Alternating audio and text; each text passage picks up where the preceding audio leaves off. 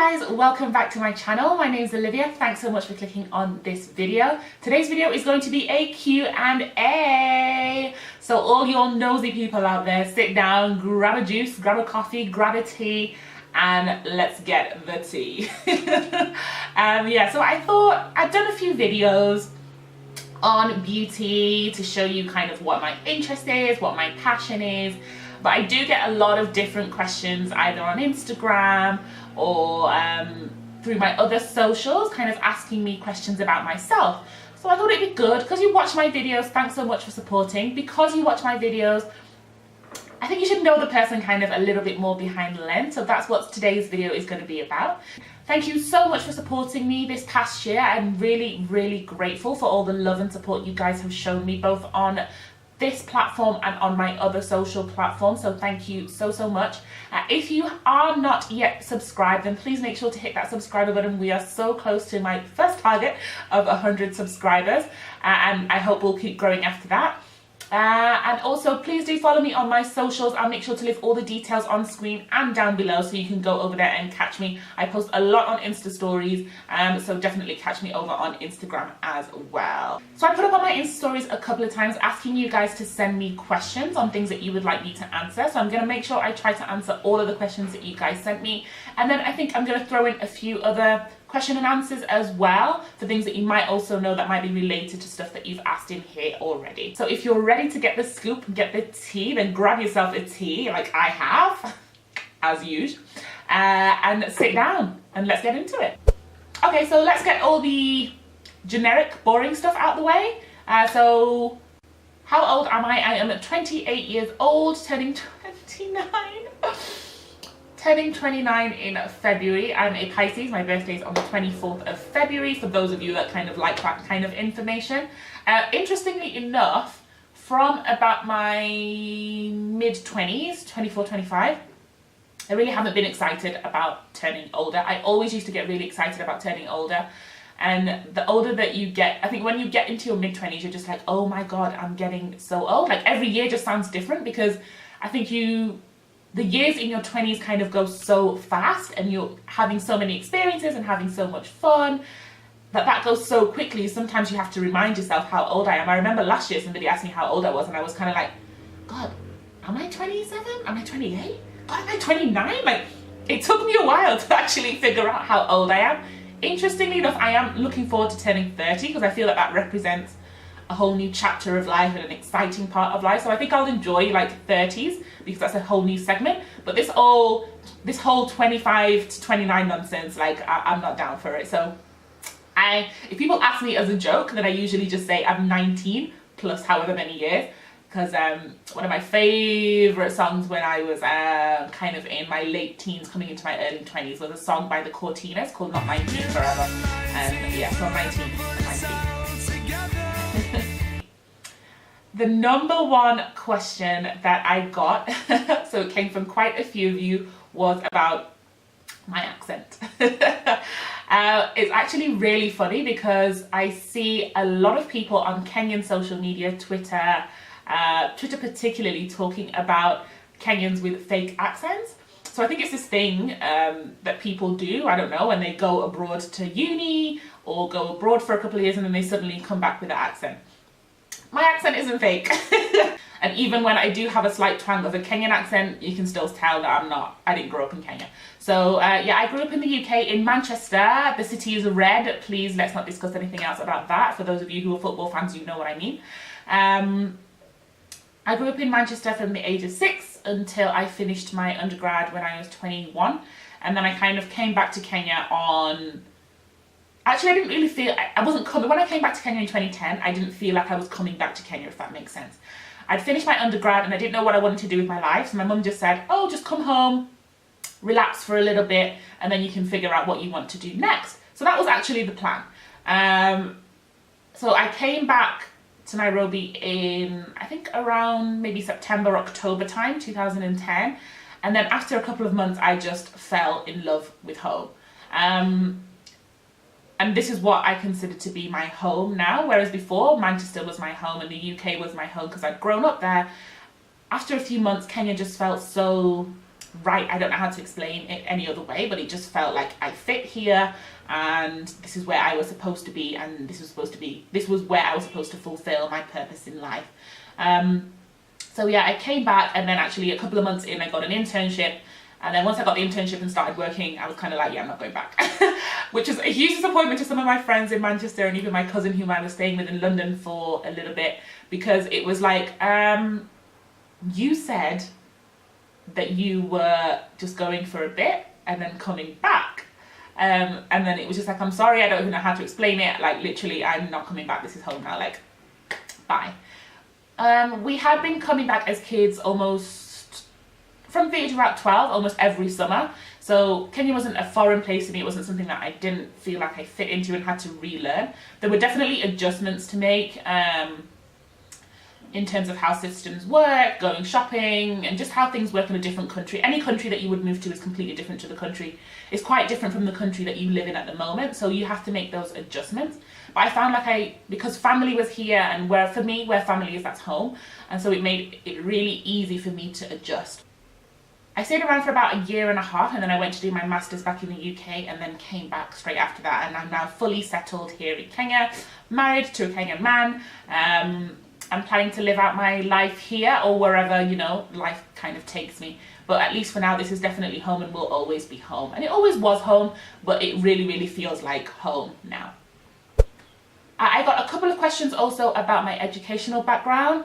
Yes, I have my undergrad is a law degree in LLB, but I quickly realised a few months in after doing it that I didn't want to practice, so I haven't gone to KSL, I haven't gone to do any other professional courses, but I did go back to do a master's in international human rights and humanitarian law, actually more leaning towards humanitarian law, but I still don't want to practice, and I work in the NGO sector.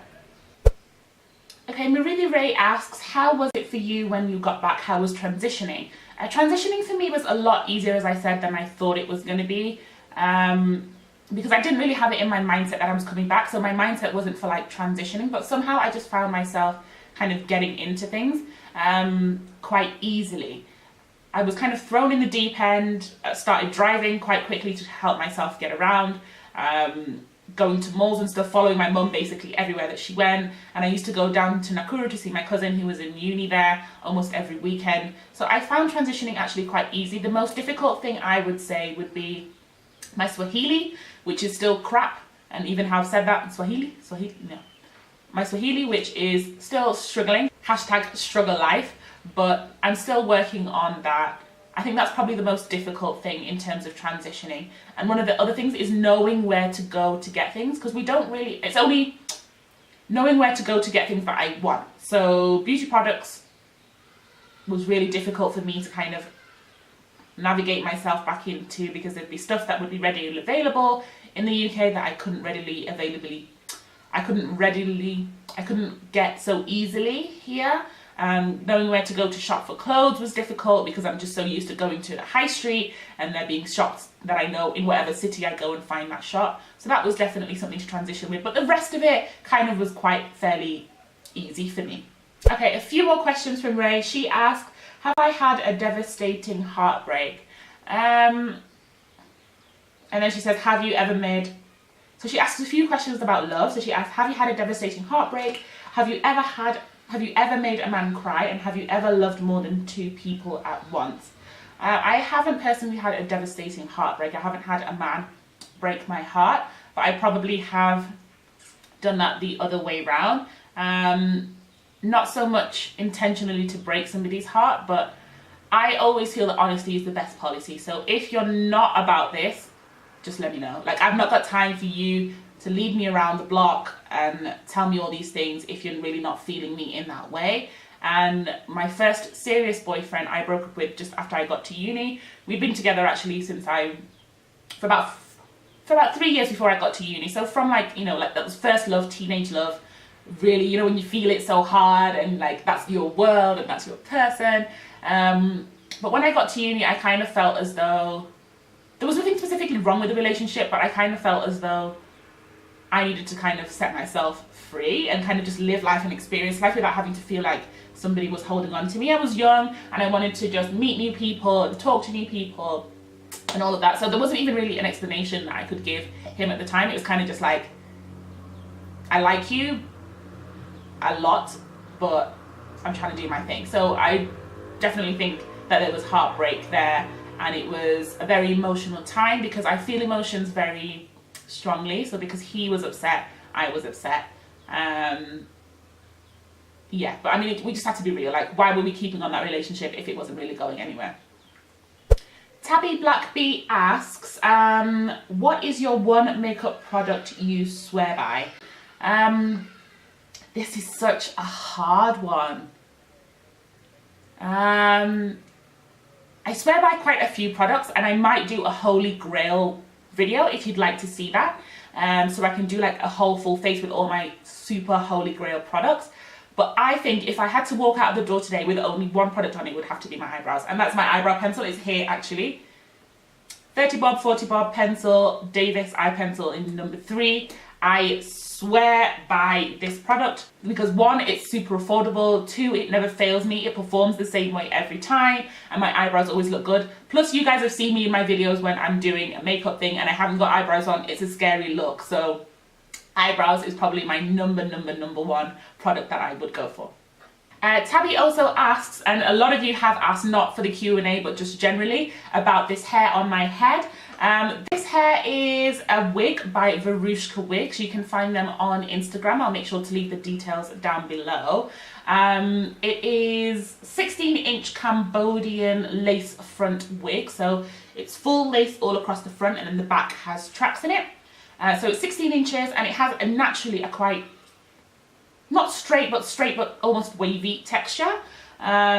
But so you've seen me have it kind of straight, and then you've seen me more recently with these curls in. To get these curls, I used flexi rods. So I washed the hair as I usually would every week, conditioned it and all that, and then I put it in flexi rods and allowed it to dry in the flexi rods, and then took them out, and this is kind of what I got. It's fallen out now because it was a lot bigger about 2 or 3 days ago when I took it out, but it falls out kind of naturally. I love this hair. The density, I got the lowest, so from Verushka they sell kind of 2 densities of hair, and I got the lower density one because my hair naturally is quite fine, and so I didn't want anything too voluminous because then it would look unnatural for me or what I understand my hair to be. So I got that. I've had it since, I got it just before the wedding, and it was the hair that I wore during my wedding. And it's really versatile, doesn't shed, washes really well, and I would fully recommend if you're looking for a fantastic wig that is really versatile, then definitely go check out Verushka Wigs.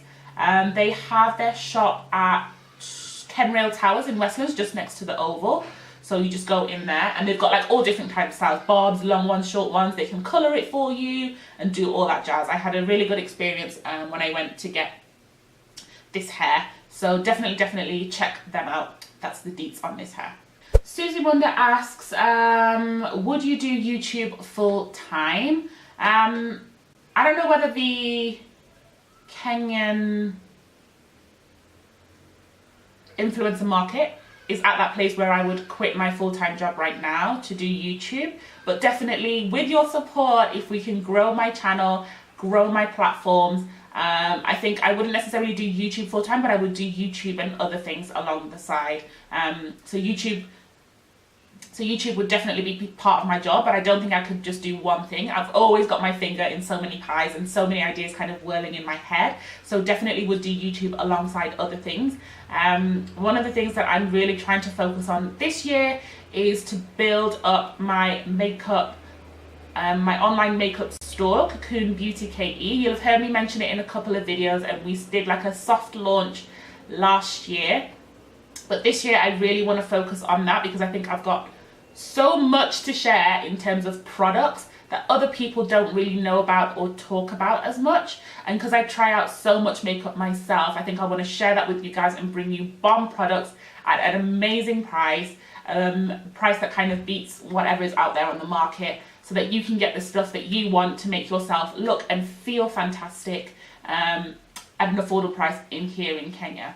The other thing that I'm also working on this year is to really build up my profile for makeup artistry.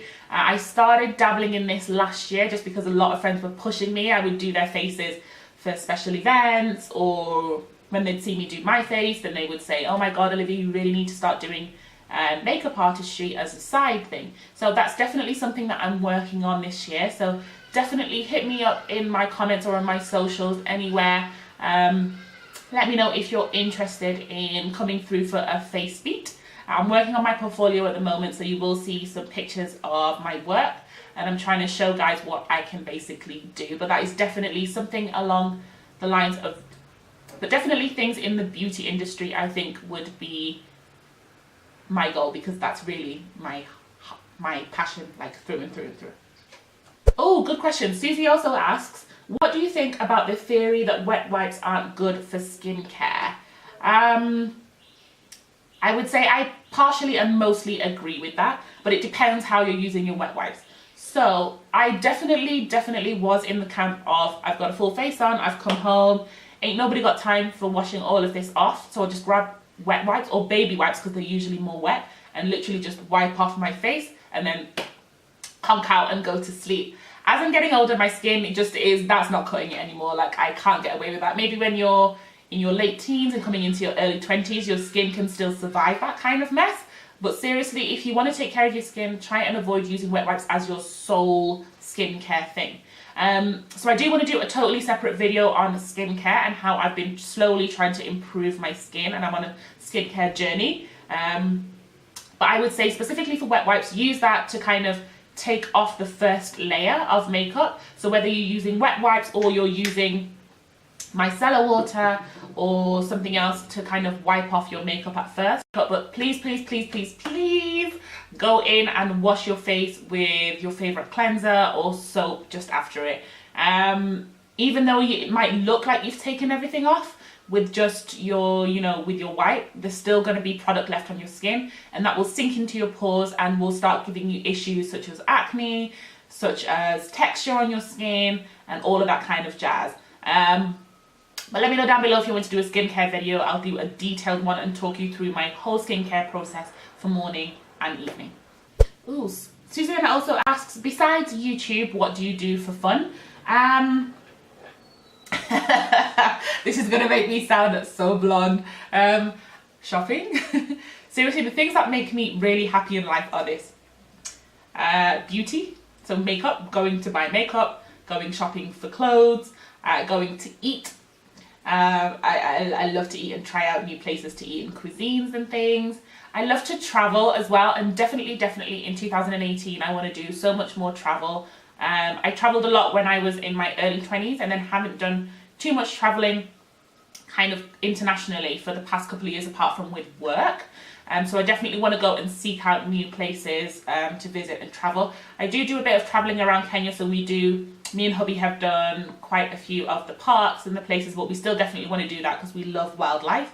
But definitely also just travel the world. So traveling is definitely up there on my things that I love to do outside for fun. Are you I'm laughing because this is my life. Are you a healthy life enthusiast? I would not call myself anything near an enthusiast for healthy life. Of course, everybody wants to have a healthy life, but in terms of eating well and working out, it's definitely not a struggle, but it's definitely a challenge for me. I really have never in my whole life really enjoyed sports or working out or that kind of a thing, so I find it really difficult to do something that like keeps me active. I did of course a little bit in school, but honestly just like the bare minimum. So it's definitely something that I say year in year out that I'm going to get so serious on, but definitely just taking care of myself and not being a slob and not eating too badly all the time and trying to be a little bit more active. That's definitely on the things that I want to do this year. And so I'm not an enthusiast, but definitely something that I need to get on. Oh, I had this question in person, so I thought I would answer it on here. But it was, I met somebody when I was doing their makeup, and they were like, oh my God, you're so much taller than I think than you appear on YouTube. And that's maybe because I only show you this top part of my body. I'm actually about 5'9.5", almost 5'10". So when people meet me, I'm actually quite tall, and I love to wear heels on nights out and things. So I usually end up being actually 6'2", 3" on a regular day out. So if you meet me out and about, I'm not a short girl. I am quite tall. Even without my shoes, I'm tall. And I think also because I'm broad-shouldered, I end up looking bigger than you might think I do on screen. Another question, will you be including Bay in your videos anytime soon? He has joked about appearing on my channel and starting his own channel and getting in on my stories and things like that. So I think let me have a chat with him and I'll see how he feels about it and whether he would actually even be interested in doing it. I think if we were going to do videos, then we'll probably do things like challenges and once in a while feature him in. If he's down for it, then I'm totally okay. But I'll see what he's feeling about it, and if he's up for it, then we can definitely do a video for you soon. Give me ideas. What kind of video would you like to see if hubby was included in? What would you want us to talk about? I got a couple of questions on different platforms also about vlogging. I would love to vlog, but there is a catch. Because I work full-time 8 to 5 Monday to Friday, it's not as easy for me to show you interesting things of my life as I'm going on, because I'm just like, here I am going to the office, here I am in the office, do you know what I mean? So it's definitely something that I would want to do, but the way that my lifestyle is set up at the moment is probably not so conducive. I might start thinking about doing vlogs on weekends when I've got interesting things going on, or if we're traveling and stuff like that. I just need to get a smaller camera. The camera that I'm filming on now is a big DSLR camera, and that's really bulky to kind of carry around. And my phone definitely needs an update. So maybe if I update my phone to a better quality, then I can do vlogging on a handheld, like on my phone camera, or maybe later on in the year, if all goes well, then I can buy a specific vlogging camera that's a little bit more compact and film some more interesting things. But I am willing to vlog, but it's just the way that things are set up right now. I got a question about, am I doing a giveaway anytime soon? You guys that have been following me on Instagram for a while will know I did a giveaway for my blog at some point last year. I just kind of was like, I'm talking about all this stuff and I want to be able to share some of these goodies with one of my readers who's out there and loyal. So definitely I am thinking about doing giveaways for my birthday month, which is next month, February.